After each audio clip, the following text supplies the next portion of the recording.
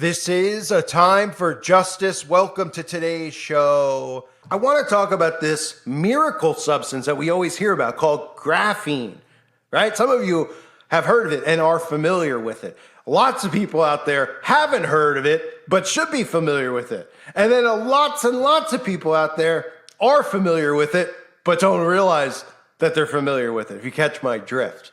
So I have a video I just put up on the website at timeforjudgment.com.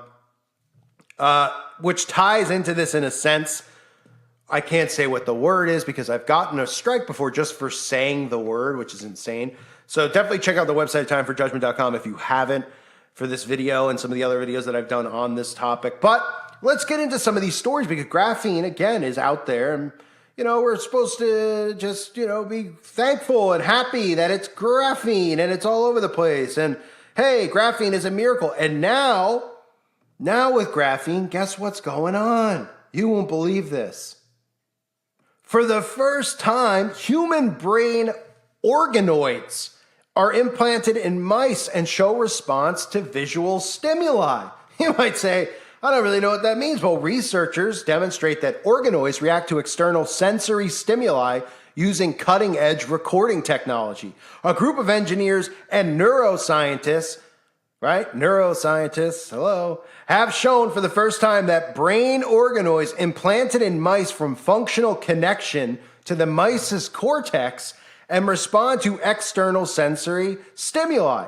The team observed the organoids reacting to visual stimuli similarly to the surrounding tissues thanks to a transparent graphene microelectrode array and 2 photon imaging system that allow real-time monitoring over several months.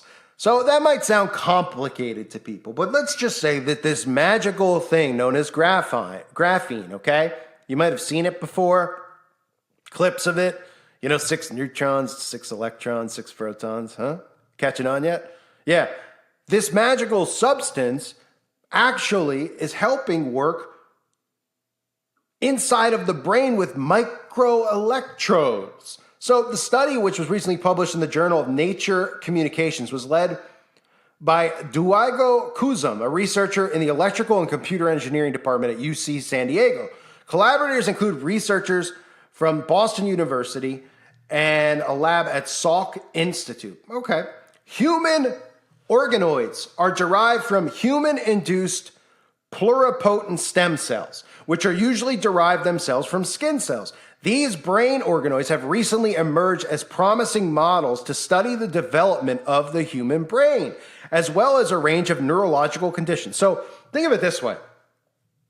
This miracle graphene thing, we actually could have it in our brains, and then people can monitor our brains because it's kind of going to create like an electromagnetic field where they can see all this stuff, what's going on in your brain, what you're thinking, your emotions, you know what I mean? They said until now, no research team have been able to demonstrate that human brain organoids implanted in the mouse cortex were able to share the same functional properties and react to stimuli in the same way. This is because the technology used to record brain function are limited and are generally unable to record activity that lasts just a few milliseconds. So with this type of graphene technology, they'll be able to record brain function and study brain function better. That's what they're telling you. Boy, if they can only figure out how to get it inside people's bodies, that's going to be the crazy part, right? Because, if people are going to willingly want to take this inside their body, excuse me, something in my throat. The UC San Diego-led team was able to solve this problem by developing experiments that combine microelectrode arrays made from transparent graphene and 2 photon imaging, a microscopy technique that can image living tissue up to 1 millimeter in thickness. No other study has been able to record optically and electrically at the same time, until now, thanks to graphene, of course.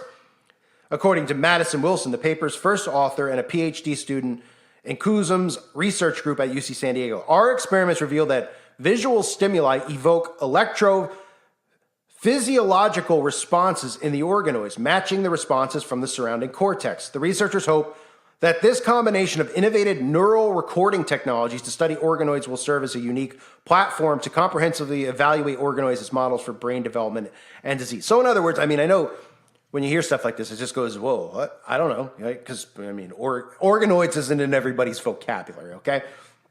What they're telling you is that neural recording, right? So in other words, they'll be able to monitor, record things going on inside of the human brain, okay?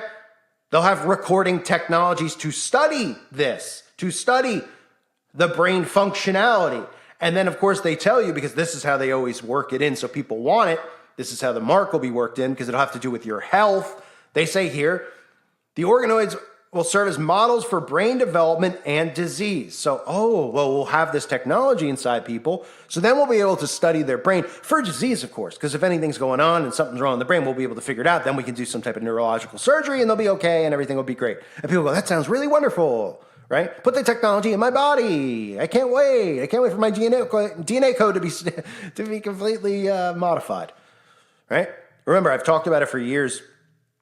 The things like the iFit, and again, if you have one of these things, do not take it personal, okay? I get it. You want to work out, maybe it motivates you to have something that monitors your calorie burn or whatever, and you're running. But the purpose of this type of technology is to desensitize and get people used to this type of technology, because this type of technology will be in you. Monitoring your health in your body is how it will be marketed, right? So people will be like, oh, well, you had the iFit, so you're desensitized to the fact that it was monitoring your blood pressure, your heart rate. Now, like, you don't even need to wear the stupid watch, because we'll have you hooked up to a system that'll automatically monitor you. And if something's wrong, your phone will beep and we'll tell you about it. So don't worry. Go about your day. Go to Starbucks. Go sit in your cubicle. Go get your lobotomy and sit there like a zombie. And if anything happens with your heart rate or any activity in your brain that we don't like, I mean, any activity in your brain that looks suspicious, anything in your brain that might be an effect on your health, we'll monitor you and call you. We'll text you with an alert, right? Like a code red. Your phone will go off. Hey, get to the nearest doctor. Or hey, come on in. We need to look at your brain because you've been thinking bad thoughts about how there's a huge conspiracy going on. Suddenly you're starting to wake up from what's going on. We better get them into the doctor's office and do a neurological exam and do something so they don't start thinking for themselves. Catch the drift?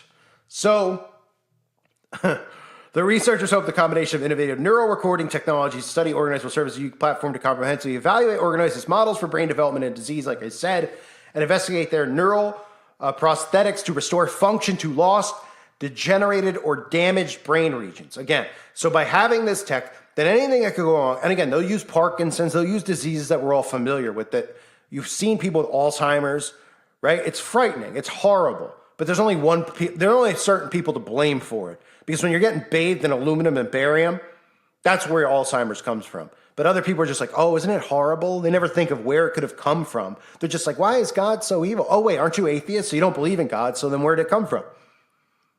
Right?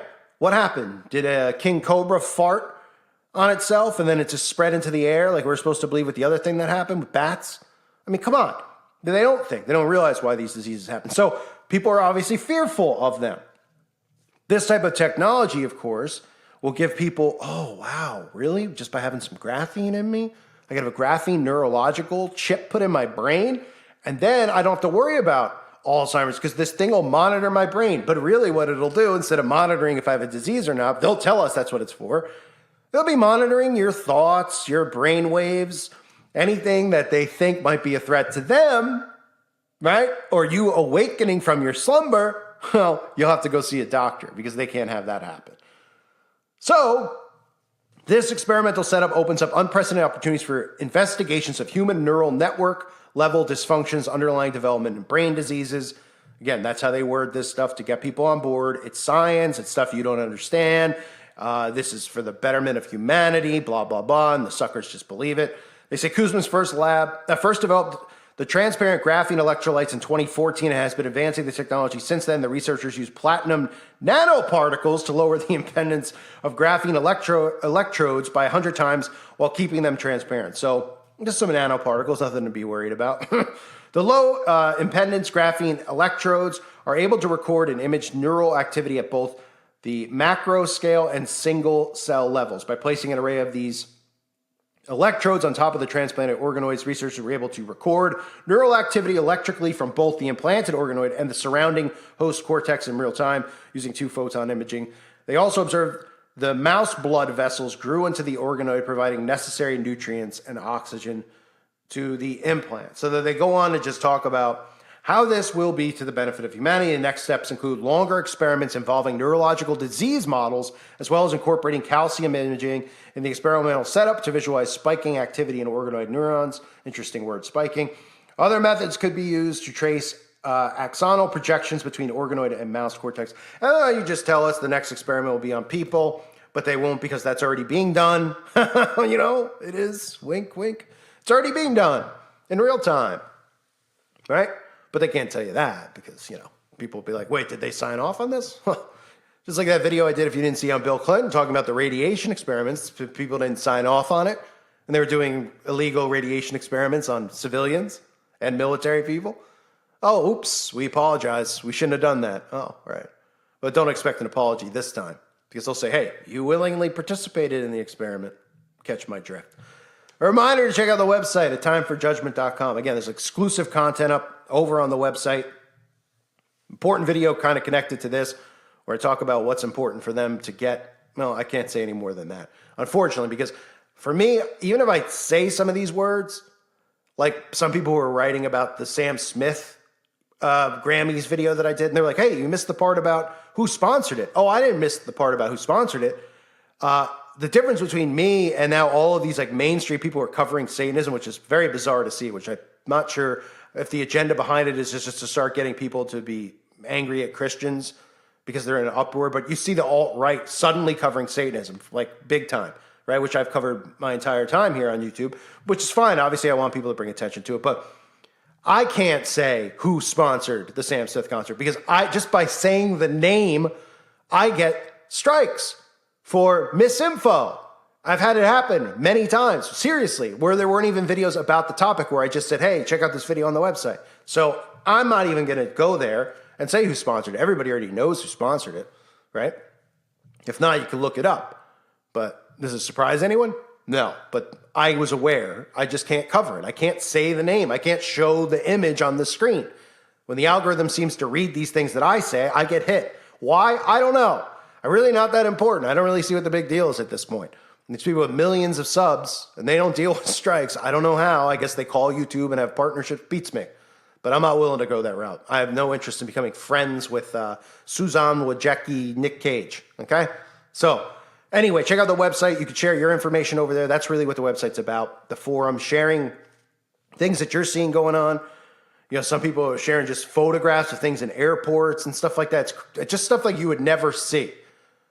And you don't have to watch like videos to see it. You could just read. You could be up at night, not wanting to watch a video and just reading articles. So much stuff being shared. And of course, people do share other people's channels, which is perfectly fine on the website. The website's not about me. It's about truth. So people share other people's channels that they like, BitChute channels, their own channels. So it's a great opportunity for people out there. If you're starting a YouTube channel, you want people to check it out. You can just share it in the forum.